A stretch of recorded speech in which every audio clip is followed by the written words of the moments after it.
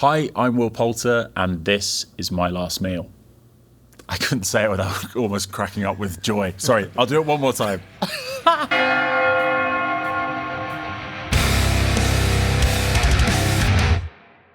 Every person has exactly two things in common. We all gotta eat and we're all gonna die. Today's guest is an actor who you might recognize from The Revenant, Guardians of the Galaxy Volume 3, and The Bear.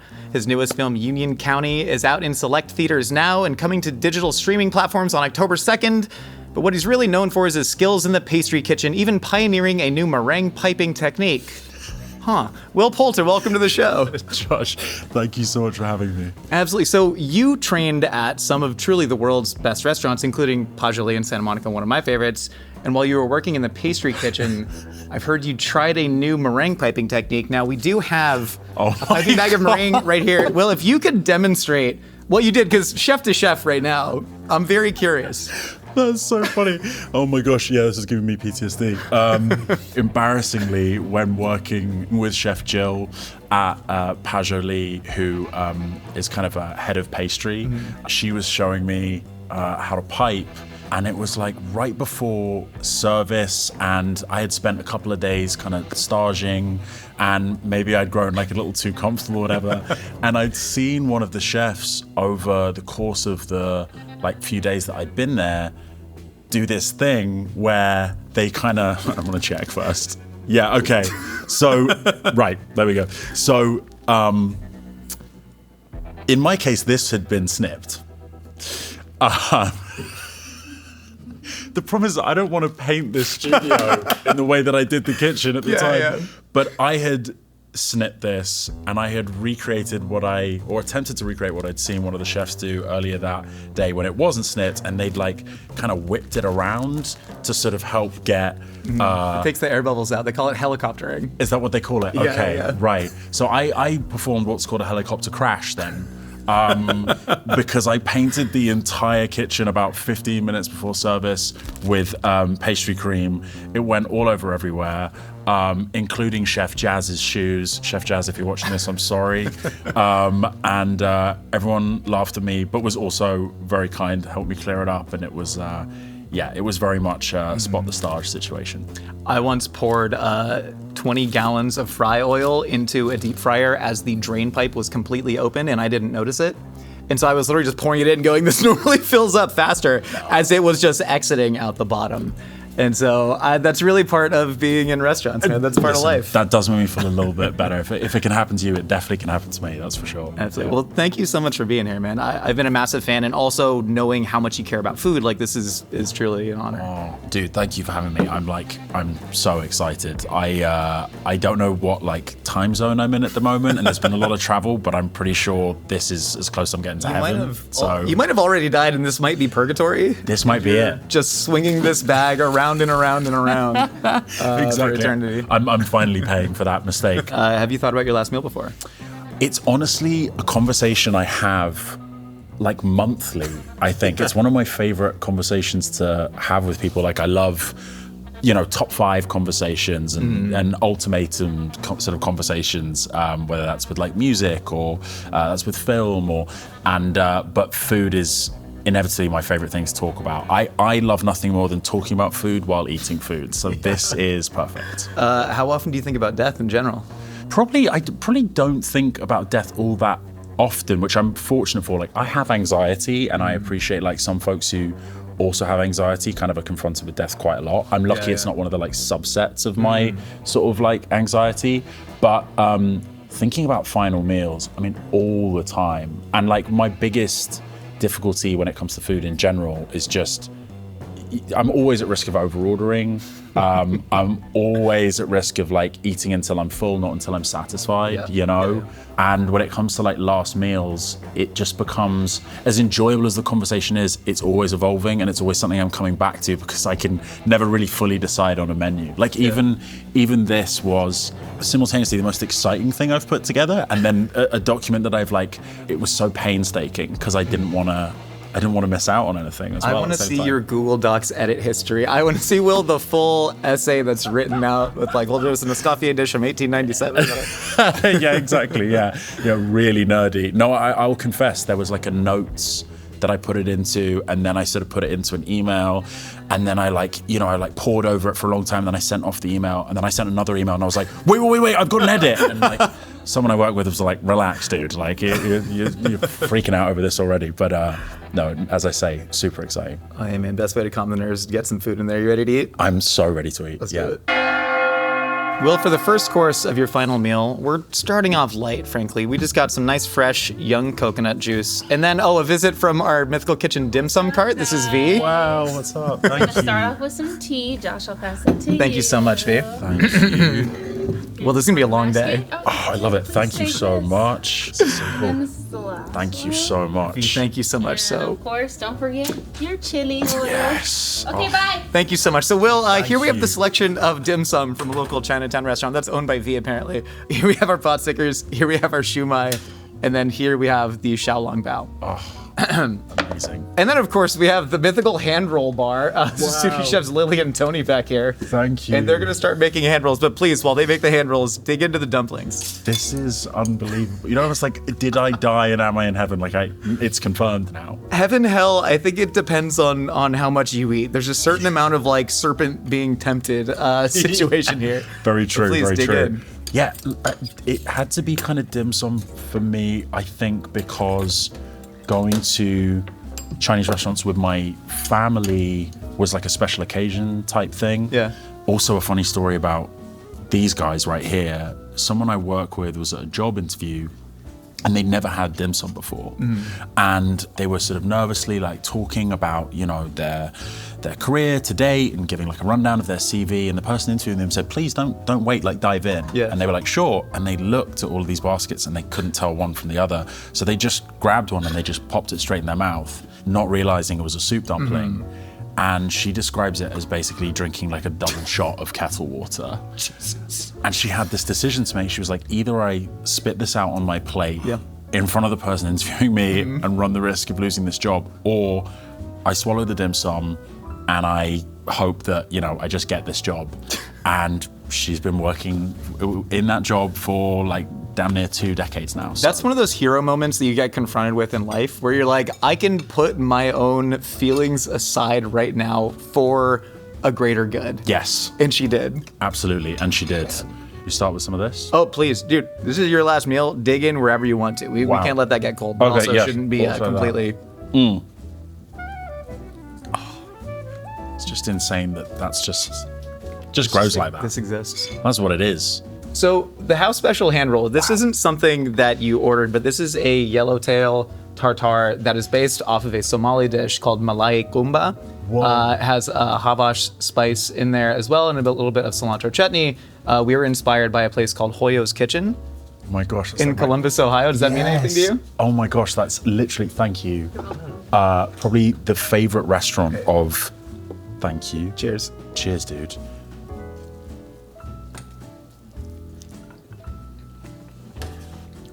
Get the, whoa. That's a flavor I've never had before. Neither. That's unbelievable. Tell me about Hoyo's Kitchen in Columbus, Ohio. Hoyo's Kitchen is in North Market in Columbus, Ohio, and it became kind of the favorite spot for everyone in the cast and crew of Union County, which is the film I did last year in Ohio. And they're just the nicest folks. They actually ended up catering for us on like one of our last days on set. And when we last came to Ohio with the movie, we didn't actually check into our hotel once we landed in Columbus. We actually went straight to Hoyo's as a first stop, and we just kept our suitcases in the car. We absolutely love that place. Yeah. One of my favorite things about America is the amount of cultural and cuisine diversity that I think don't get the credit they deserve. Yeah. Did you have any preconceived notions about Ohio, what the place was about, and did those get changed when you filmed? Do you know what? There was a lot of talk about Skyline Chili. Another one of America's greatest cultural, not exports, because I don't think anywhere outside of the Cincinnati area eats it. But, Right. And that was something that kept getting, mentioned to me when I was going to like Cincinnati. And I tried it like early doors on one of the like first trips that we went on, and absolutely loved it. I was like, what's not to like? It's agree entirely. It's a combination of lots of delicious things stacked on top of each other. Like, how are you gonna hate on that? But outside of that, didn't really know, much else like on the food side of things. But we had great food in Ohio while we were there, and that in combination with how nice people are there, you've got this really unique blend in Ohio of like Midwestern kindness and politeness, and then Southern hospitality, with this kind of like multicultural sort of food scene. It's a pretty great place to be. That pot sticker was amazing, by the way. Hell yeah, we did get this from a spot in Chinatown. Really? So yeah, we needed to do the real thing. We do have another hand roll up in the bar. I love it. This is a fresh Dungeness crab hand roll with nectarine, cured egg yolk, and then it's tossed with a little bit of bonito mayo. Wow. We did call up Chef Brian Lockwood, and he was tremendously excited to help and give away all of his trade secrets. But we did try and model this exactly how Mito Suji does it. That's so cool. Yeah, Chef Brian Lockwood, who, hold on, I'm gonna, forgive me, Brian, one sec.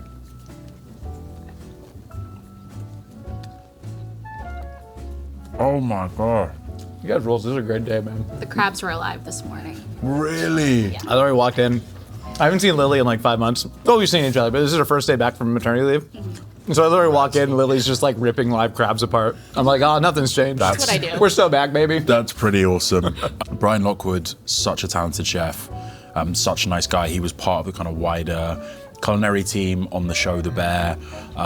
He's worked in some like incredible restaurants, including 11 Madison Park, all those kind of fancy pants places. And the like common denominator for all of the dishes at his place just seems to be deliciousness. Like it doesn't follow any other. It's a good common denominator to have if you're a chef. Right? Yeah. It really is. So just getting the chance to like watch him at work in a kitchen and then also getting to eat his food, pretty cool. And as I say, just a lovely guy too. Hell yeah, man. Yeah.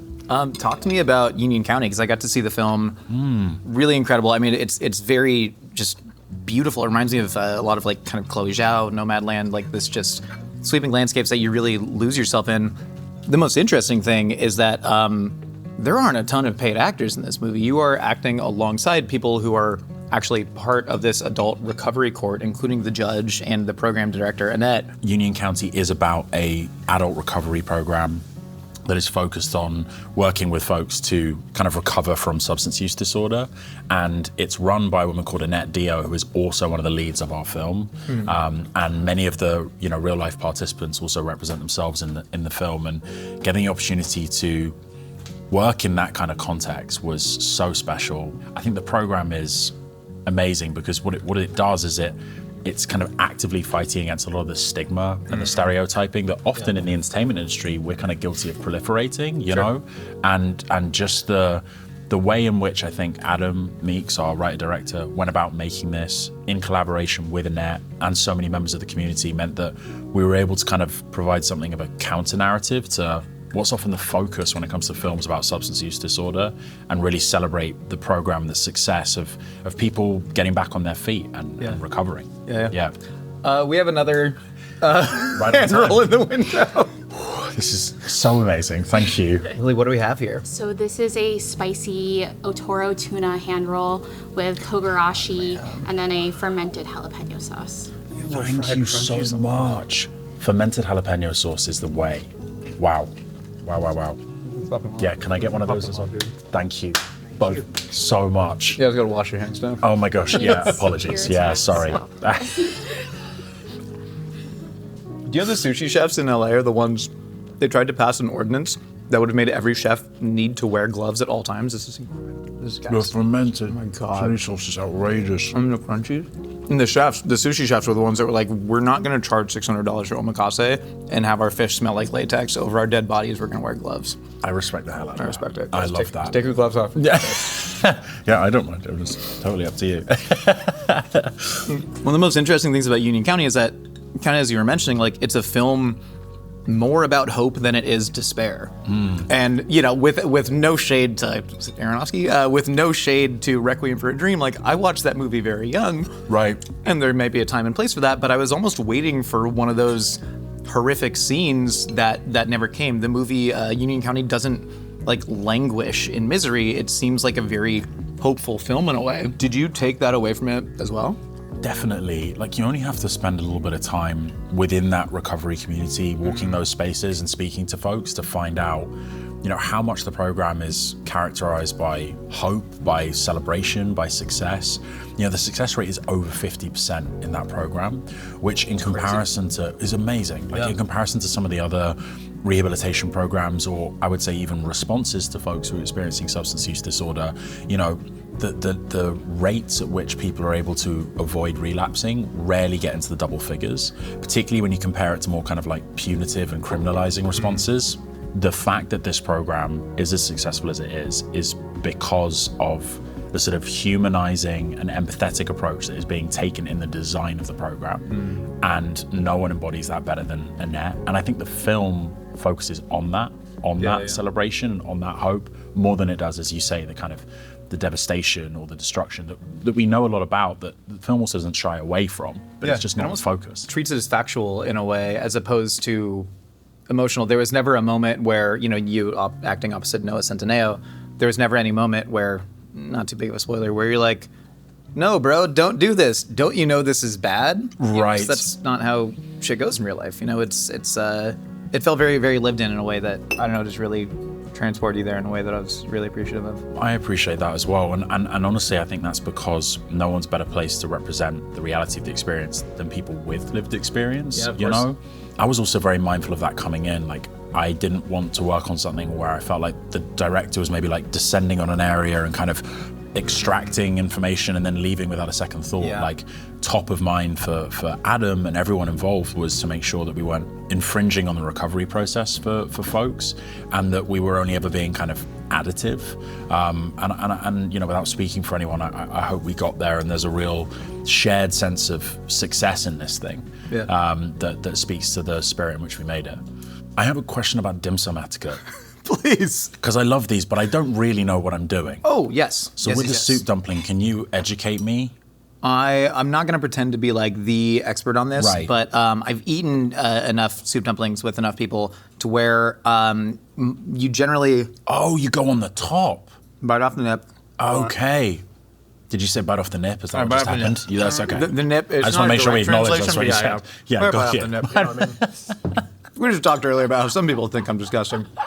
And then put some of that in dumpling sauce right in there. Typically it'd be black vinegar with garlic. With the or not ginger? with garlic, ginger. Yeah. Okay, gotcha. A little bit in there. Oh, but you did it in the... Okay, I'm going to put it in the base there. Yeah. Just to... And then kind of got to be one bite for sure. Okay. Kind of use the chopsticks as support.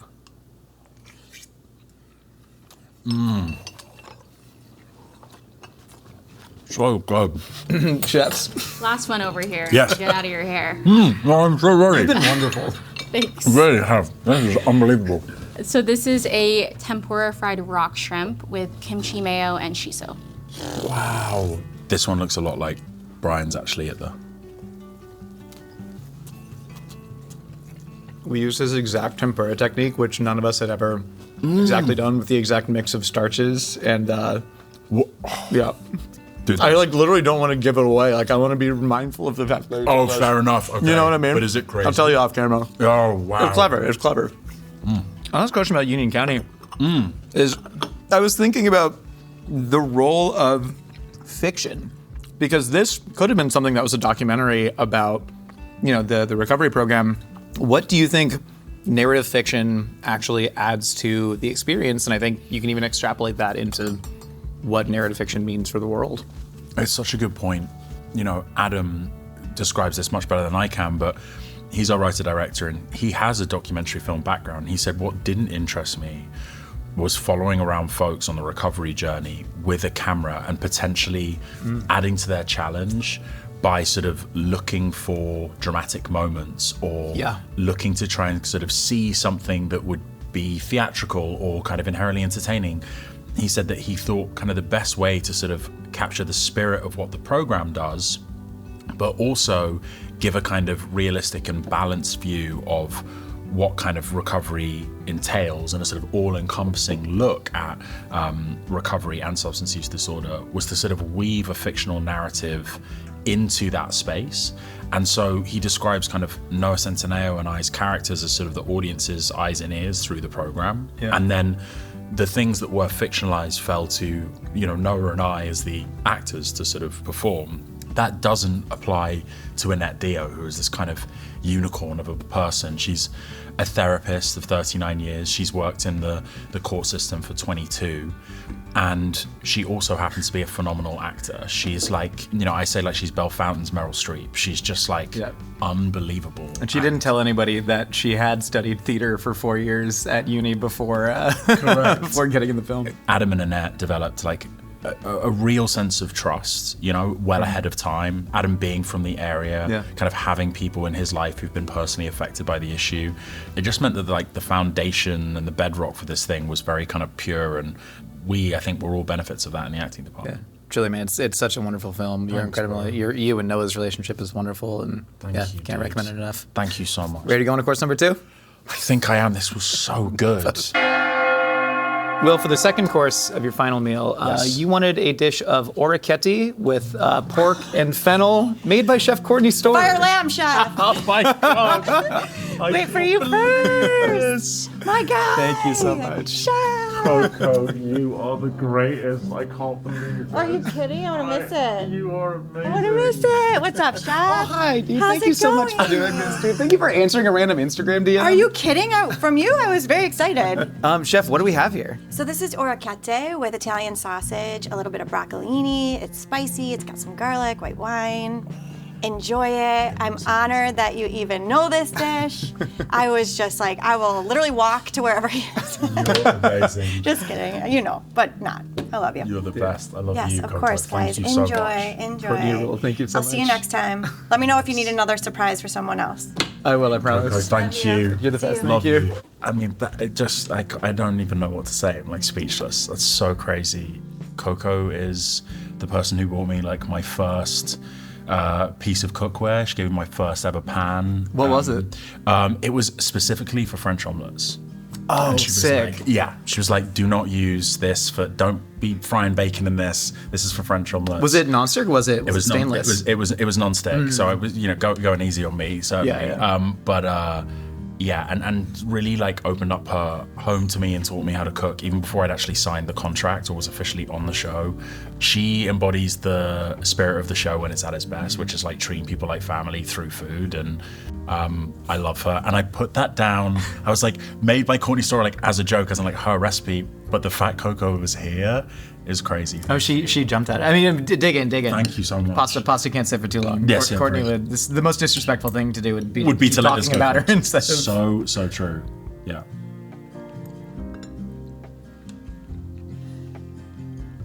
It's hard to get more comforting than that as a bowl of food.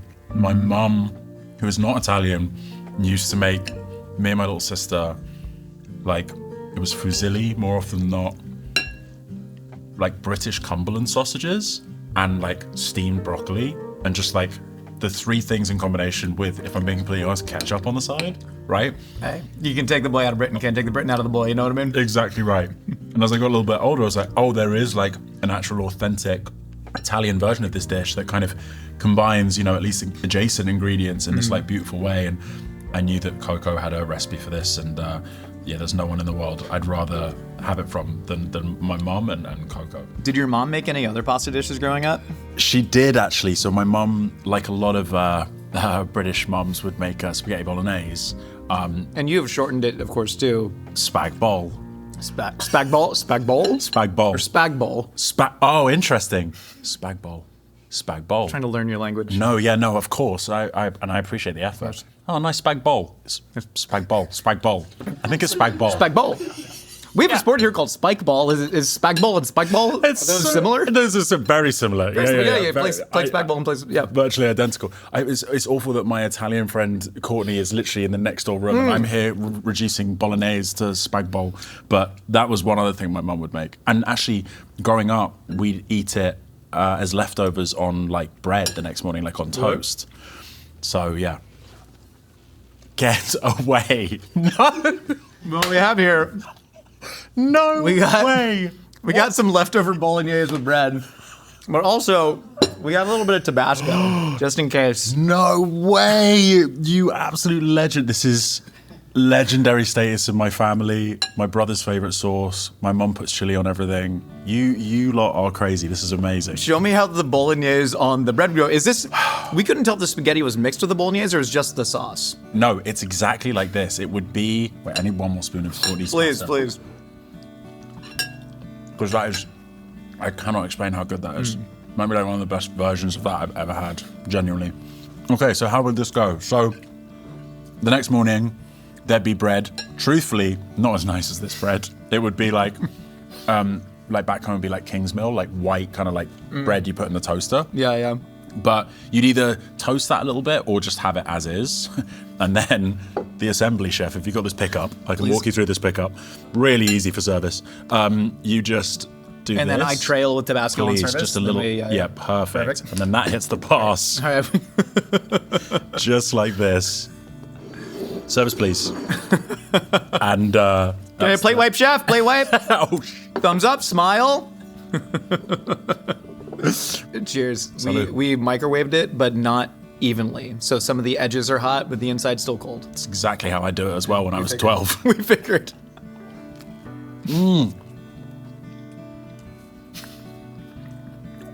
It's like weirdly nostalgic. Like it makes me feel like I'm a kid again. Does this taste somewhat similar to like what your mom would have made? Absolutely. It's so funny. Yeah.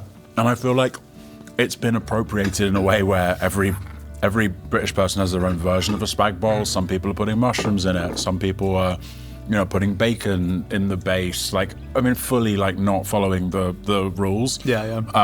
It's got a special place in my heart. It's kind of the beautiful thing about food, though, is that like it's a rule until it's not. A lot of Italians like to, give Americans, British people crap for what we've done to their food, which is reasonable on one hand. Right.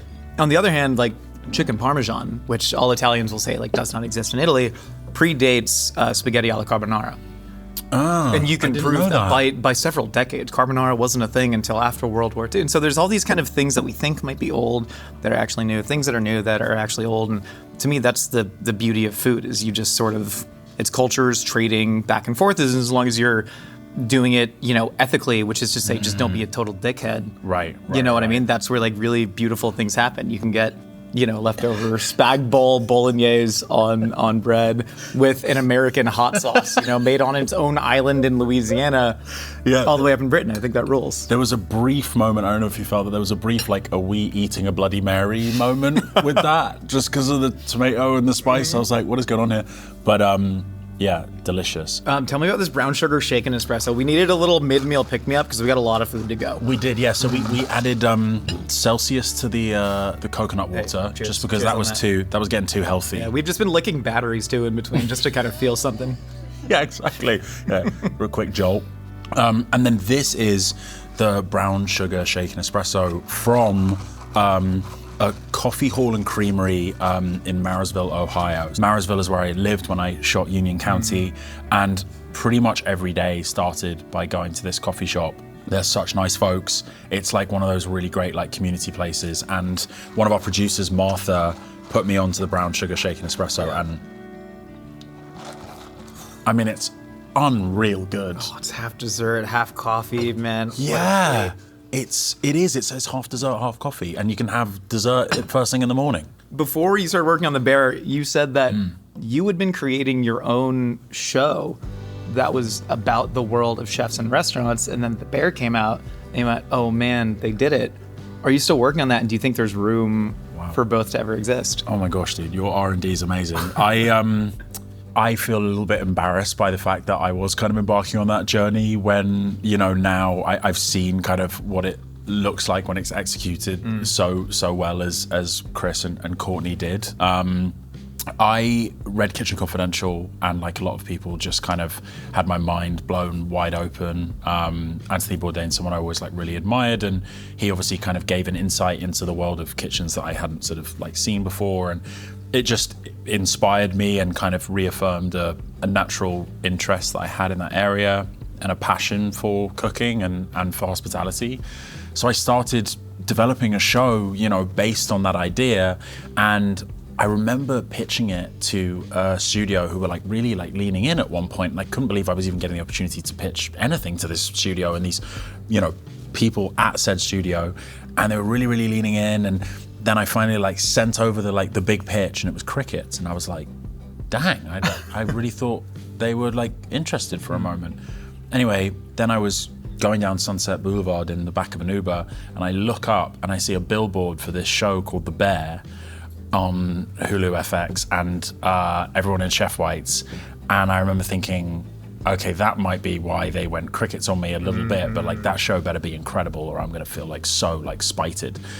And the show was incredible and naturally a million times better than anything I ever had, you know, down on paper. So no, I think no one needs my version, but I'm just so grateful that I got to be part of the version, which is there. Yeah, it's. I mean, I've obviously ditto about Bourdain being the biggest influence on me. Read every single thing I made. Watched the TV adaptation of Kitchen Confidential. Yeah, with Bradley Cooper, right? Mm-hmm. Yeah. Crazy. And then Bradley Cooper went on to do the movie Burnt. Which was God bless Burnt. I can't hide this. I have a video essay about how it's the worst food movie ever made. That's just not gonna go away. Right. That's there for everybody to see, and I stand by it. But problem is, it's very, very difficult, especially in the way that kitchen culture changes so quickly. So if you're pitching a show, I believe this happened with the movie Burnt, the script sat for a long time. And so that version of the chef, the like angry, brooding, I gotta chuck a million oysters to punish myself, I'm gonna throw this plate against the wall, he physically abuses his chefs. That version of Chefs might have been entertaining in 2006. Right. You know, and then fast forward 10 years later, and that was already very dated in that sense. Yeah. You got to train in a lot of restaurants, a lot of incredible restaurants. Did you see any of that stereotypical, like, the plate throwing, Gordon Ramsay screaming type of leadership?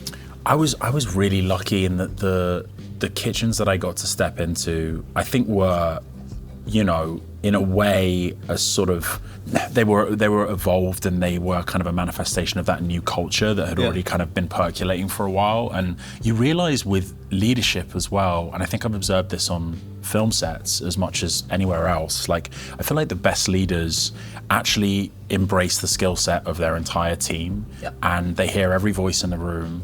And the worst leaders are those that think that they have to be the one to come up with the idea and have the final say so, and be the one to, you know, kind of come up with the plan and execute the plan and then take the credit for the plan, sort of thing. And the best leaders that I've observed are those that, you know, really recognize that two heads are better than one. And yeah, I'm lucky that I got to work with a lot of people who fit that bill. Yeah.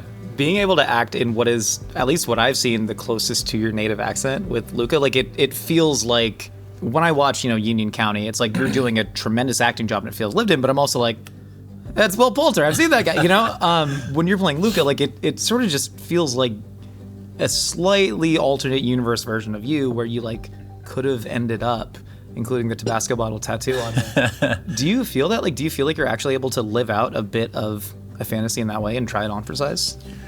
To be honest, I do feel like I was sort of given the opportunity to kind of live out my dream a little bit in representing Luca, and you know, for a time there, kind of embedding myself into the hospitality industry, and kind of being so fortunate as to have, you know, various people who work in the industry like open their doors and allow me in, you know, like in a way that is typical of the hospitality industry. I was made to feel like a guest. And then, you know, that just gave me the opportunity to kind of explore an alternate path. I think had I not found acting, I think I would have found or wanted to pursue some other kind of creative field, and food and cooking has always been a massive, you know, interest to me.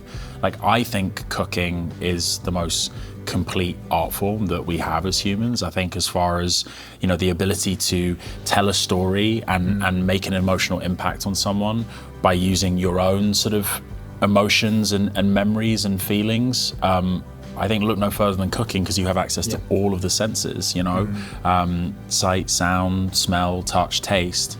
As an actor, you're kind of reduced to sight and sound.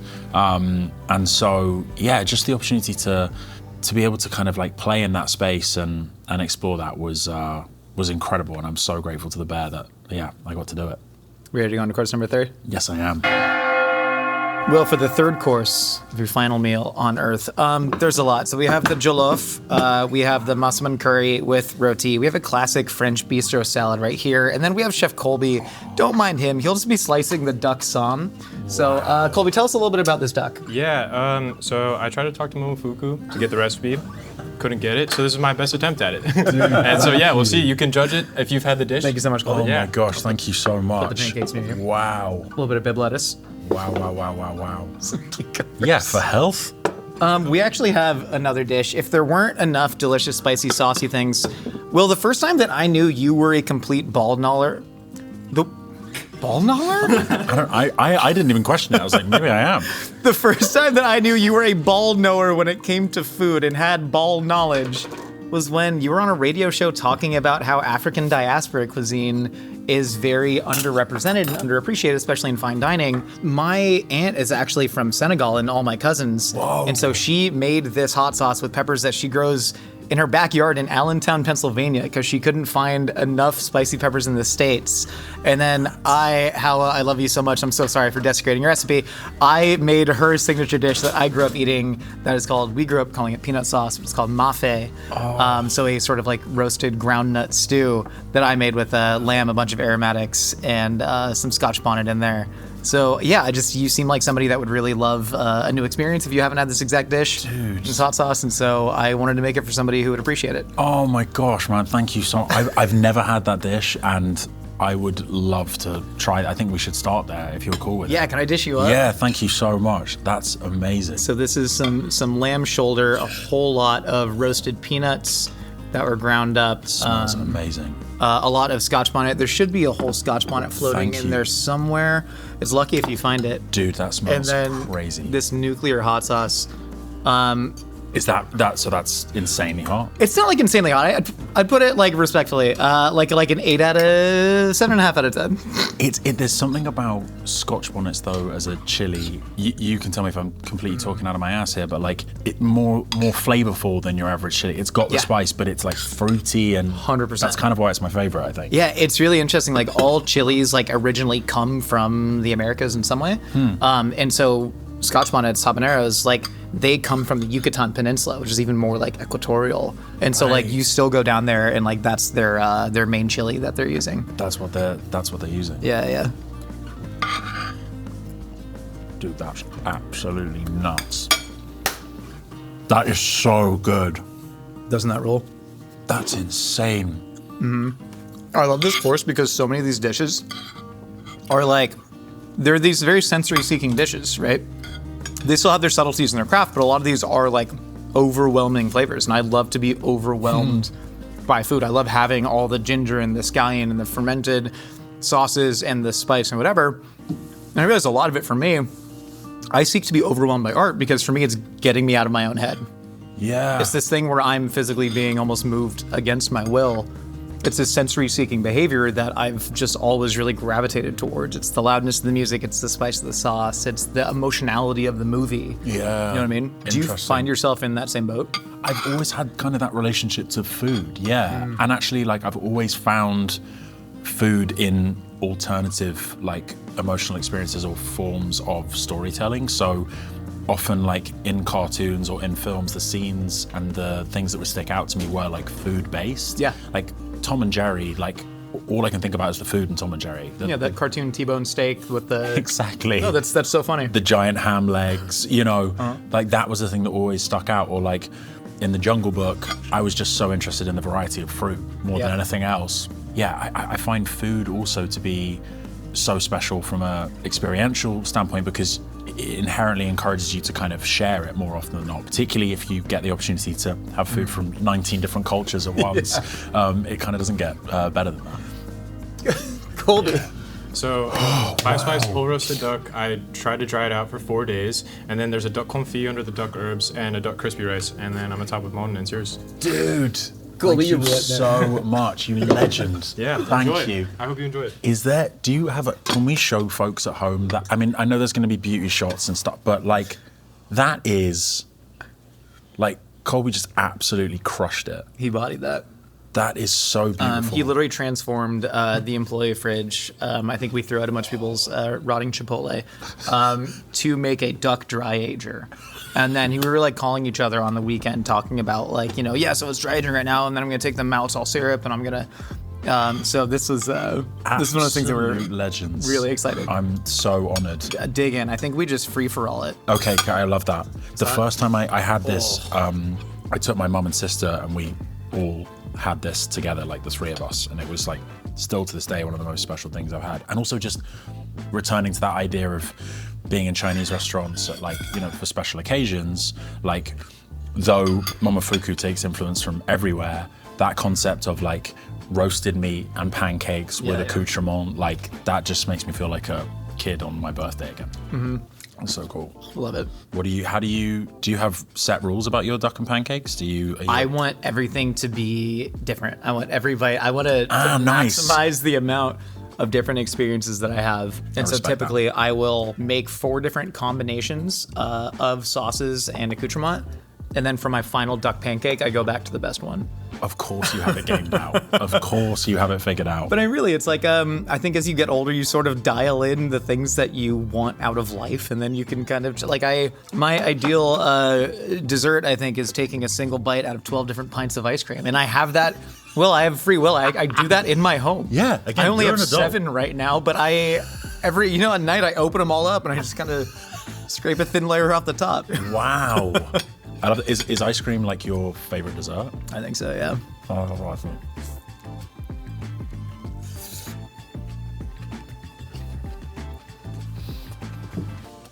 He's really good at cooking.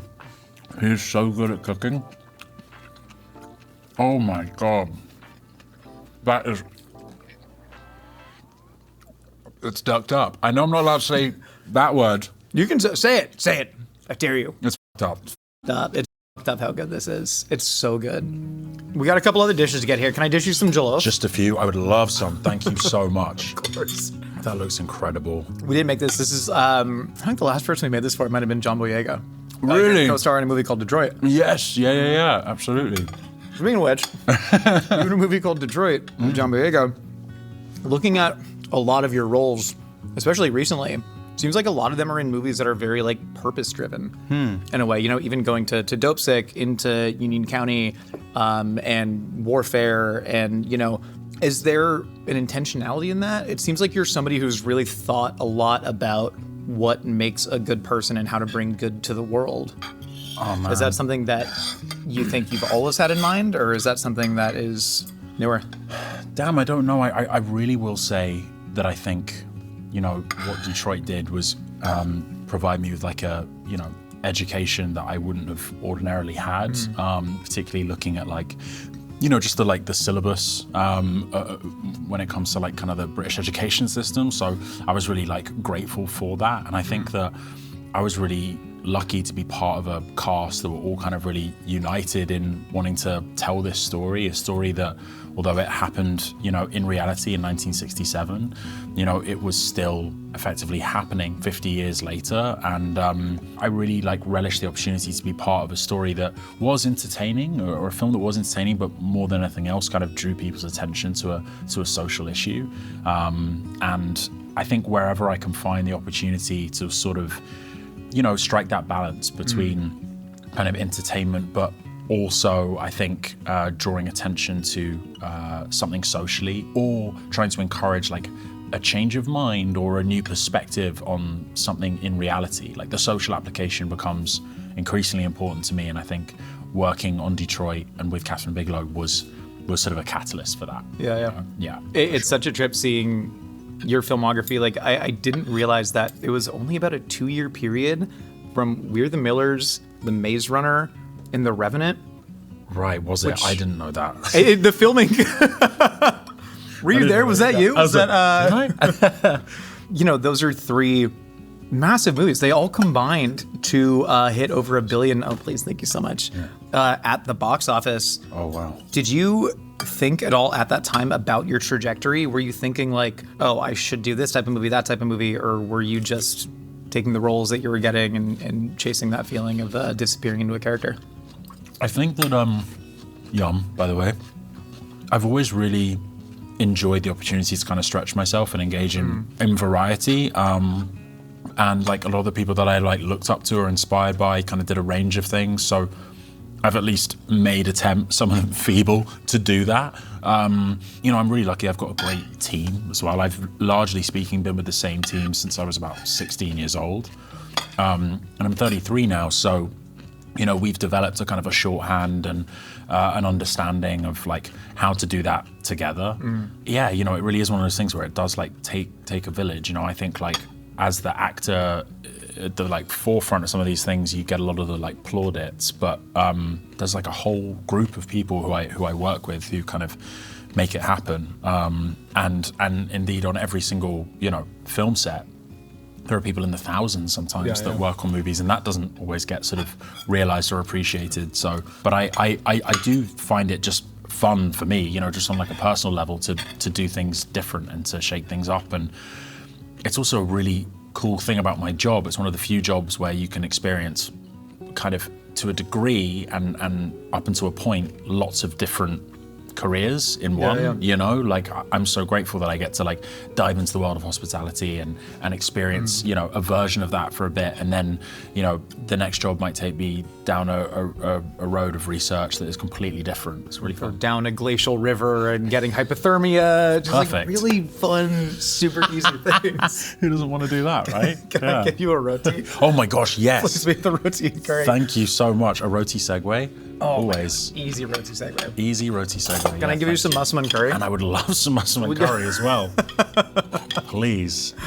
What silly lives we live. A particularly cool thing about like Thai food in London and elsewhere in England, but a lot of places will serve like English breakfast in the morning, and there'll be like Thai-owned spots that will serve English breakfast in the morning to like people like first thing in the morning who are like maybe like, you know, working in construction and, you know, need like a good filling meal at like 6 a.m. And then over the course of the day, towards the afternoon and evening, we'll transition into serving Thai food. And this became like quite like commonplace, particularly in London.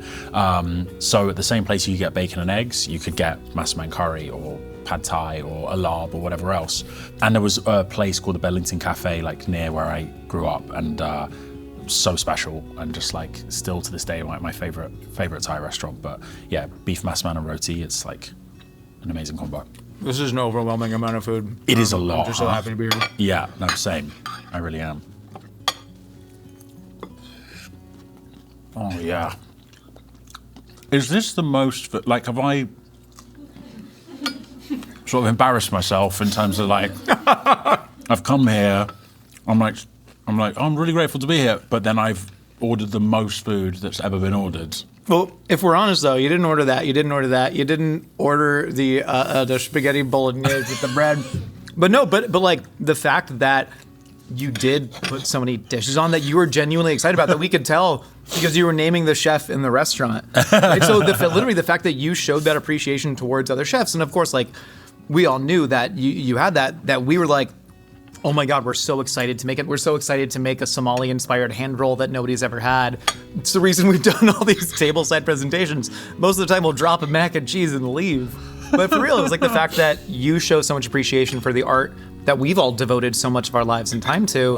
I think there's this tremendous appreciation exchange between artists that frankly has been like one of my favorite things about working in this industry in general, you know what I mean? Oh, damn, man, thank you. Well, yeah, no, I really appreciate that. I mean, I think I've only just taken cues from spending time with, you know, folks in the hospitality community and, like, you know, better than me. Like, it's so cool to see, you know, people working in different restaurants, bars, cafes, etc. And the way that they'll communicate respect and appreciation to each other is with their craft. Like, that's such a lovely thing, whether it's like sending some food over or whether it's like inviting someone over for a family meal or whatever else. Yeah, it's a very cool thing that I think, as I say, like outside of the hospitality industry, we could all like take a cue from, you know? Have you heard the term tasting menu hate? No, but I have now. I heard that. I'll tell you. What does that mean? You ready to go to course number 4? Yeah.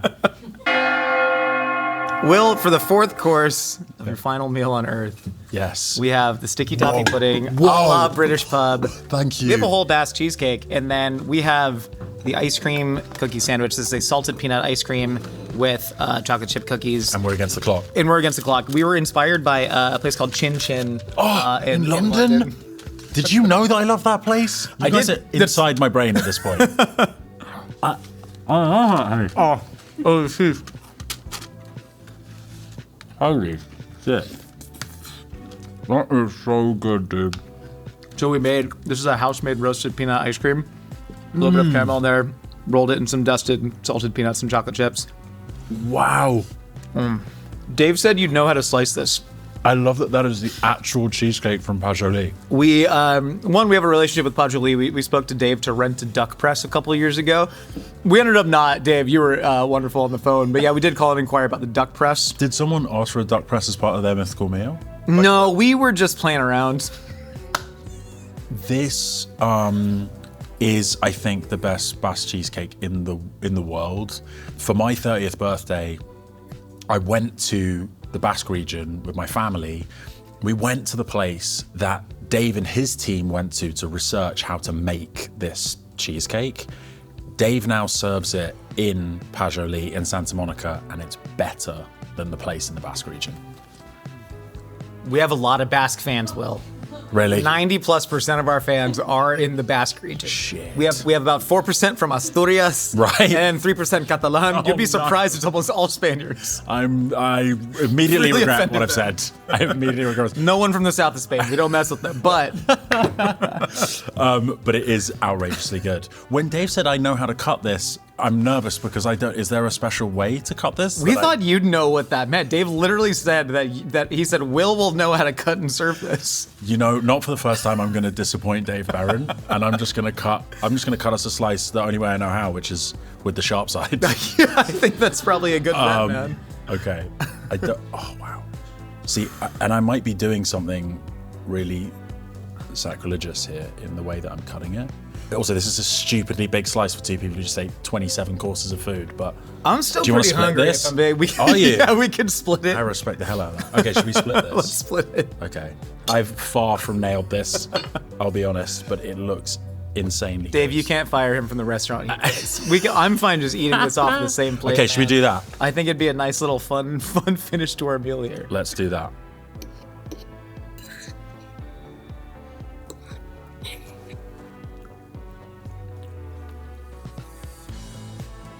That's absurd, isn't it? Special, man. It's so good. That's really special.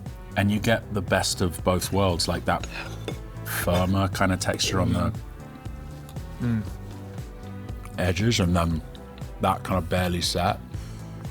That's nuts. That's Like it's really a architectural and chemical marvel in that way. You know what I mean? It's like the difference in like how burnt it is there, how just like a supple and fecund it is on the inside. It's still got a funk from the cheese. Yeah. So the first time I saw you in anything was a movie called We're the Millers, which to me is, they don't make movies like that anymore. Well, right, but it was this beautiful moment of like a big moment of going to see a comedy together in theaters. And I remember specifically watching you and just going like, oh, this guy's like an absolute comedy marvel. Like you have so many moments in there that are quotable damn near 12 years later. Did any part of that movie hinder your career? Did you feel any type of way of people knowing you as this kind of nerdy kid wearing the striped shirt, you know, getting his, what did you get your testicles bit by A spider. big spider. Yeah. You know, it's interesting. Like, I think that in a way with Kenny Miller, that character, like as much as it was a comedy, I've always been really intrigued by this idea that like comedy, the line between comedy and drama is so permeable, particularly from like a psychological mental health standpoint. Like I always actually found that in doing comedy, I sometimes had a harder time with my mental health than I did when I was doing drama. Like drama provided me with an opportunity to like purge certain emotions. Yeah. And then in comedy, it was almost like the pressure to be funny or keep it light and bright when maybe you weren't feeling that way was hard. And I actually think, listen, the last thing I'm going to say is that like I wasn't grateful for the experience. You know, With the Millers really did change my life, and you know, in lots of ways, I had a lot of fun doing it. But I think Kenny's actually quite a sad character, and one way or another, I couldn't really necessarily protect myself against that. Like that he was this kind of like beaten down, sort of trodden on kid. despite keeping up appearances of being kind of like bright-eyed and bushy-tailed. I don't know if I necessarily knew I was going to get memed as much as I do, or that even some of my close friends would send me those memes, be like, dude, have you seen this? It's hilarious. I'm like, no, 10 times today, actually, and you're still sending it to me. But that's part and parcel of it, and I definitely remain grateful for the experience. And it's interesting, like, for as silly as We're the Millers is in lots of ways, like as a comedy, it is really meaningful when people will say, and I need this reminder sometimes, where people will say, you know, oh yeah, that film got me through a difficult time, or that film, just the opportunity to laugh and smile and not take life too seriously was a great escape. Like, it's so wonderful to have a small hand in that, you know. There should always be room for a laugh and a smile, because that's how I kind of, you know, I guess that was one of my entry points into loving films and television, and indeed it is for a lot of people. Yeah. We got one final food. Wow. At this point, how are you feeling? Are you breathing okay? Are you? Dude, you know, looking back at the menu, I was like, this is so decadent. There's not really there's not like a sorbet, or there's not like anything like really light or like acidic or bistro salad. Oh, true. 2 bites up in between all the stews and the duck pancakes. You tried. I'm not going to say you didn't try to. Like, yeah, that is why the bistro salad was in there, if I'm honest. Yeah, sticky toffee pudding is a British classic. And served in a lot of pubs. My family, one of those families that don't love like Christmas pudding. Like, do you have that here? Do you do that at Christmas? No, nobody outside of us in this kitchen, because we've made it a weird amount of times. Oh, really? And I love it. We're not really big Christmas pudding fans in like my mum's house growing up. Like, that wasn't a thing, but we replace it with sticky toffee pudding, which is just I just think a better dessert. It's got the same flavor profile to it of like dark, sweet, and squishy. Yes. I love it. It's so good. And with vanilla ice cream. Also, one of those things that I couldn't eat without vanilla ice cream. Like, I need to add more calories to be able to eat it. I couldn't eat that on its own. It's the contrast. It's the contrast. You had a friend who had a near-death experience that I believe changed your life. What happened with that? Whoa, yeah. I've had a couple of friends have like near-death experiences I've been kind of adjacent to, and I think one of the things that woke me up to was, you know, just that very simple idea that, you know, tomorrow isn't promised, and life can be like very short.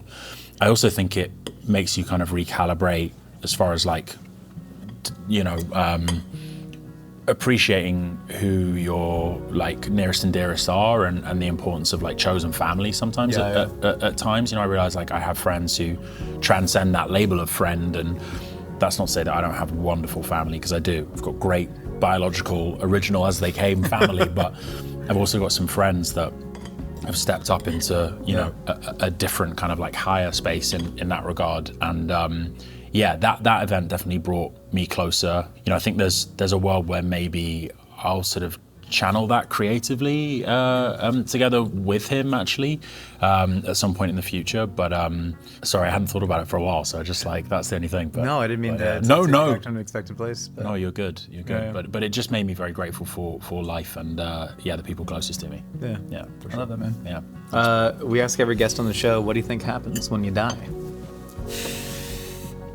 I gotta do cardio second I die.